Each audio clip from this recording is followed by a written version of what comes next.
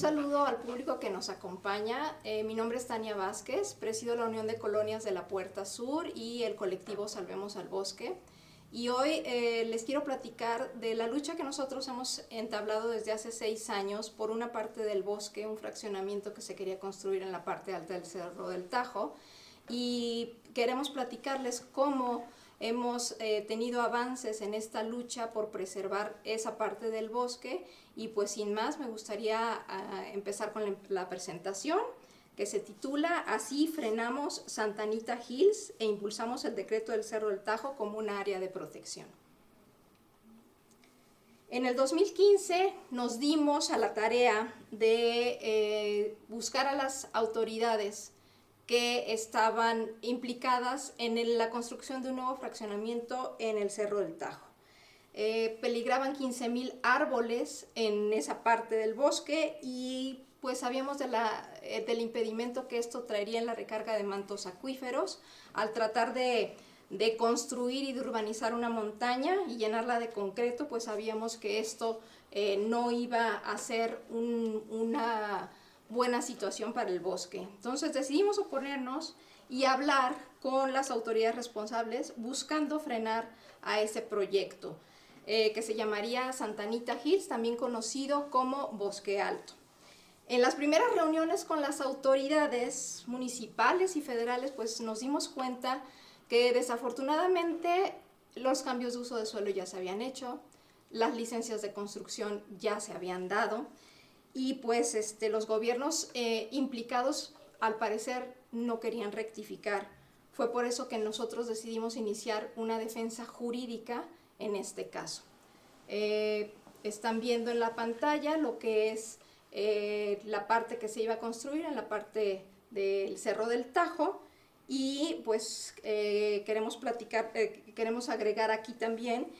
que en el cambio de la administración, eso pasó en el 2015 y después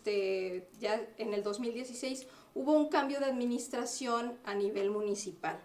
En ese cambio de administración, el nuevo alcalde, que en ese entonces era Alberto Uribe, decide hacer una auditoría del caso, sobre todo por la presión ciudadana que ya se daba en esos momentos en redes sociales e incluso en las calles con algunos plantones que decidimos hacer ahí en los altos de López Mateos, incluso dentro de cabecera municipal. Entonces el nuevo alcalde decide hacer esta auditoría y al final de la auditoría pues resulta que comenta que va a echar para atrás las licencias de construcción que se habían dado con anterioridad, que iba a ser un juicio de lesividad. A nosotros pues nos dio muchísimo gusto saber que nos iban a apoyar en esta lucha. Sin embargo, pasa que ese tiempo que él tomó para la auditoría y para después emitir su resultado de parar o tratar de frenar ese fraccionamiento, a nosotros nos dio tiempo para meter lo que sería nuestra primer demanda ante el TAE contra el propio ayuntamiento con un juicio de nulidad porque encontramos casualmente 30 irregularidades con las que se dieron esos permisos de construcción. En el ayuntamiento se tardaban en ese famoso juicio de lesividad y nosotros empezamos a inquietarnos bastante, por lo que decidimos pedir ayuda al gobierno estatal. Empezamos a dar algunas notas a la prensa oponiéndonos a este tema y bueno, exponiendo que nosotros ya habíamos iniciado una lucha jurídica por este tema. En esas primeras reuniones con el gobierno estatal, pues nos dicen que el tema de Santa Anita Hills desafortunadamente era un tema del municipio y de la federación y que ellos no nos podían ayudar. Sin embargo, hubo una buena relación con el gobierno estatal. Nosotros en ese entonces pues no teníamos recursos económicos para hacer estudios con los que pudiéramos sustentar los juicios, las demandas, y muy amablemente el gobierno estatal, concretamente Semadet, nos ayuda a hacer un estudio de la manifestación de impacto ambiental con la que nosotros meteríamos nuestros primeros recursos de revisión ante el cambio de uso de suelo que había otorgado Semarnat. Ocurre que en ese trayecto de reuniones y demás, en el 2016 hubo unos derrumbes en la montaña, en la parte del condominio Santa Anita, en la última parte pegada a la montaña, y esos derrumbes eran unas rocas enormes, dañaron casas, dañaron autos. Por fortuna no hubo ninguna muerte, alguna persona lastimada. Sin embargo, los daños realmente, como ustedes pueden estar observando las imágenes, fueron realmente sorprendentes, sobre todo porque fue un derrumbe en el que no hubo ni siquiera movimientos de tierra en la parte alta de la montaña. Fue una noche que simplemente llovió mucho y pues la tierra se reblandeció. Sabemos que el Cerro del Tajo es un terreno inestable, que con esa simple lluvia de una noche entera, pues vean lo que ocurrió. Entonces, en ese entonces yo era consejera ciudadana metropolitana en IMEPLAN, y le pedimos ayuda a IMEPLAN con un estudio de riesgos para que pudiera apoyar este estudio de riesgos todos los procesos jurídicos que ya traíamos en camino. En ese entonces, Ricardo Gutiérrez Padilla nos apoyó con ese estudio de riesgos, y pues el resultado fue que de construirse y modificarse el terreno de la parte alta de la montaña existirían riesgos de derrumbes, de deslaves, de inundaciones, no solo hacia los fraccionamientos que están alrededor del Cerro del Tajo, sino también hasta López Mateos, que es la avenida que prácticamente está pues a un lado de este Cerro del Tajo. Entonces, las pendientes pronunciadas, la inestabilidad del suelo, todo esto abonaba a que desde un estudio técnico de riesgos era prácticamente imposible, desde lo técnico, desde lo ambiental, desde el riesgo, pues construir en esa parte del bosque. Ese estudio de riesgos lo mostramos a un periódico, y fueron 2 primeras planas en mural donde se mostraban exactamente esos riesgos de los que comentamos, que IMEPLAN advertía. Estas 2 primeras planas en el periódico pues nos abren la puerta a una reunión con el exgobernador Aristóteles en Casa Jalisco, donde nos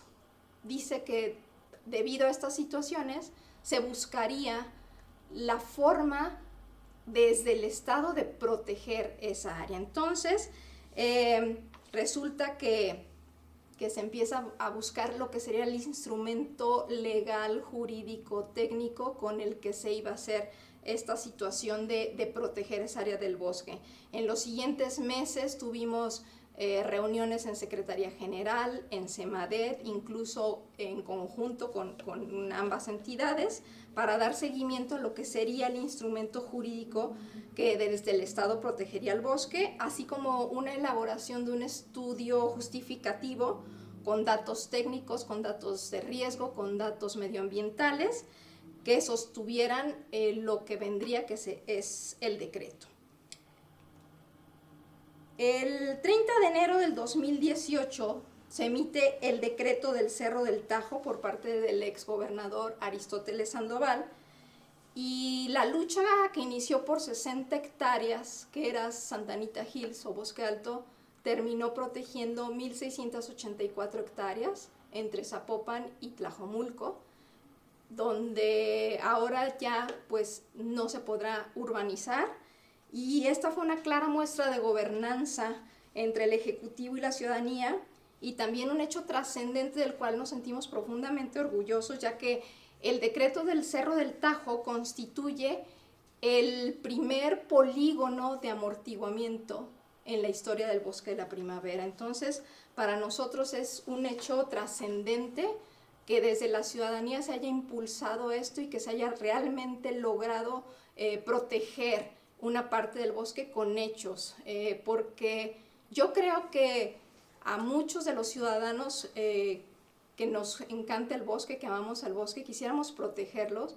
pero creo que tenemos que ir más allá de lo que es el amor al bosque y decidirnos a hacer realmente algo por él que realmente dé resultados de protección. Entonces, pues el decreto del Cerro del Tajo para nosotros es un gran instrumento. Incluso la actual administración estatal pues repitió el instrumento ahora con un decreto del Bajío que es exactamente igual al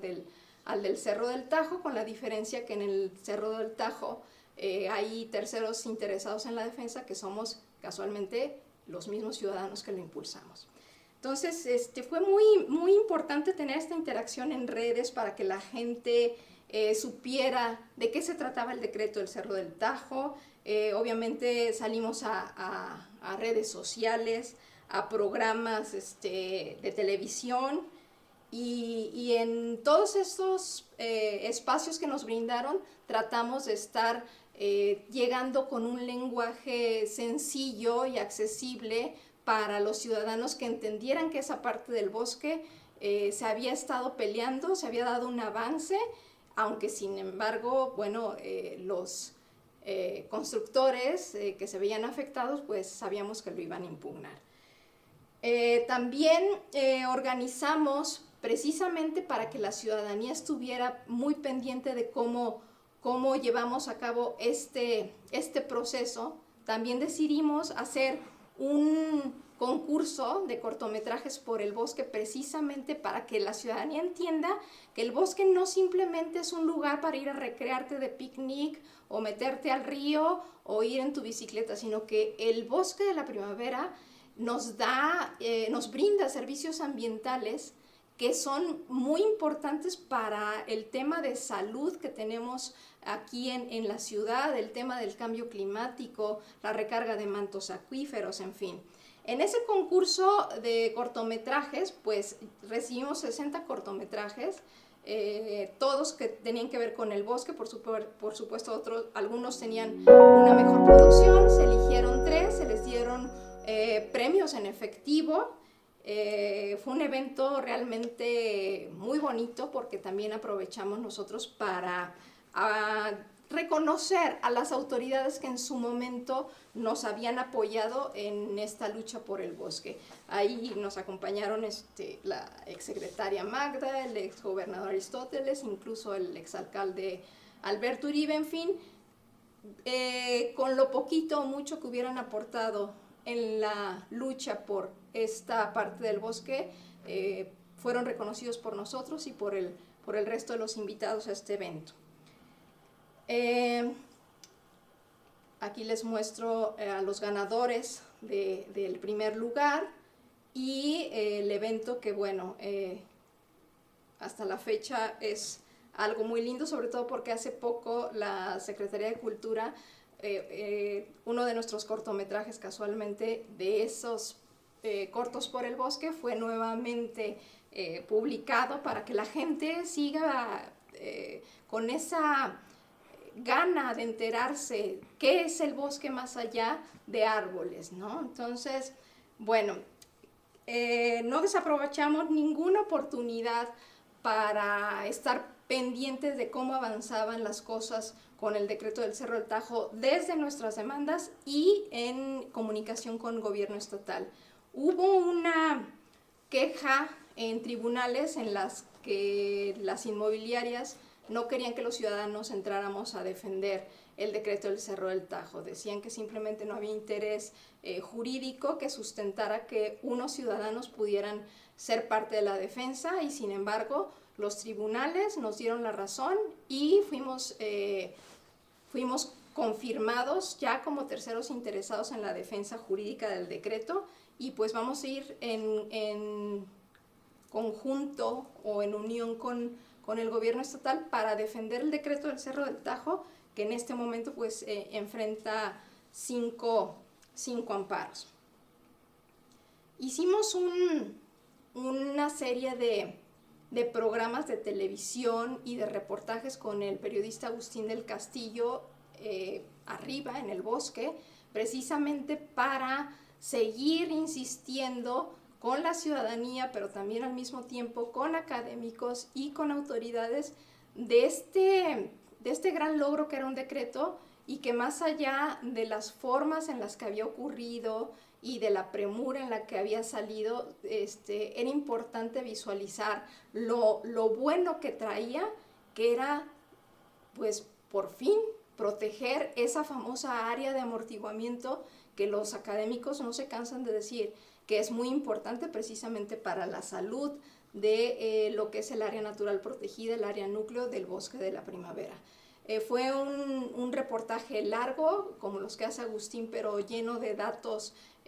técnicos y de datos importantes en lo social, en los que invitábamos a los ciudadanos a estar muy pendientes de lo que iba a pasar con ese decreto del Cerro del Tajo, que se está defendiendo en tribunales. La ciudadanía realmente tiene que estar muy pendiente de qué va a pasar con eso.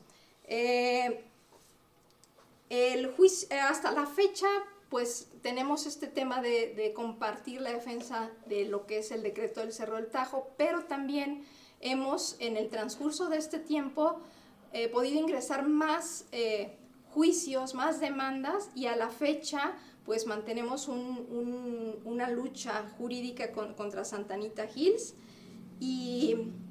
hay un juicio de nulidad ante el TAE contra el ayuntamiento por las licencias de construcción. Hay 2 recursos de revisión por el cambio de uso de suelo que se dieron, esto ante Semarnat, en los cuales obtuvimos una suspensión.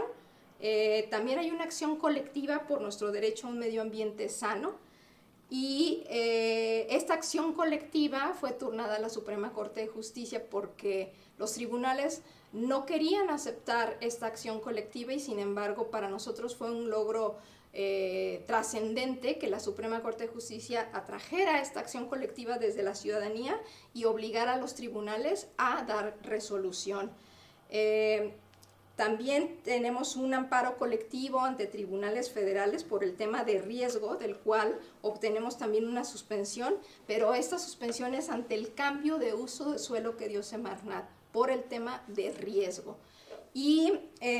como terceros interesados también mantenemos actualmente la defensa de 4 amparos que impugnaron el decreto del Cerro del Tajo, entre los cuales se encuentra Santa Anita Hills. Aquí sí quiero hacer mención que en algunos momentos hubo una crítica hacia nuestro trabajo en cuanto a que solo defendíamos Santa Anita Hills. Bueno, nosotros iniciamos con Santa Anita Hills, pero ahorita con el decreto del Cerro del Tajo, en los que entramos en 4 amparos más, pues estamos defendiendo también predios en la parte de Zapopan y predios en la parte de Tlajomulco. Entonces, simplemente las circunstancias llegaron a ese punto en las que nosotros iniciamos con Santa Anita Hills, pero ahorita estamos también metidos en la defensa de otras partes del bosque. Voy a dejar esta imagen de Así frenaron Santa Anita Hills, que es nuestra última nota de lo que hemos hecho hasta ahora, y a mí me gustaría hacer un cierre exponiendo mi sentir ante la problemática actual de la calidad del aire que hay en el área metropolitana de Guadalajara. Entonces, por eso es imperativo la conservación y la protección del bosque de la primavera desde la periferia, pero también hasta la zona núcleo. Pero no solo por esta situación que pudiese ser la más visible a los ciudadanos, que es simplemente la calidad del aire, sino que tenemos que ver al bosque como un proveedor de agua, como nuestro principal aliado ante el cambio climático, reservorio de una biodiversidad magnífica que sostiene este ecosistema, y que sin la existencia del bosque realmente tendríamos climas extremos en la ciudad y fenómenos meteorológicos adversos, sobre todo por cómo ha crecido en desorden el área metropolitana de Guadalajara. Es por eso que es urgente que se implementen instrumentos reales de protección que lo preserven e impidan su destrucción. También es importante que se visibilicen estas luchas ciudadanas para que alienten a más personas a que, si se pudo en este caso, también otros ciudadanos pueden emprender otras luchas medioambientales por otras partes del bosque, por otros lugares en nuestro país, pero que realmente ellos intenten repetir una historia de éxito que tuvimos mucha suerte en estar en ella desde el Bosque de la Primavera en Jalisco, pero esto puede ocurrir en cualquier otro país y con otra causa defendida por ciudadanos, siempre y cuando haya la claridad de la estrategia y de acciones correctas para preservar el entorno que ellos decidan preservar. Sabemos que aún falta en esta lucha, tenemos todavía recursos que están siguiendo su curso, pero también entendemos que si no hubiéramos iniciado esta lucha, esa parte del bosque ya no existiría. Esperemos que este tema pronto se resuelva a beneficio de las mayorías, pero sobre todo de la conservación del principal pulmón del área metropolitana de Guadalajara. Muchas gracias y larga vida al Bosque de la Primavera.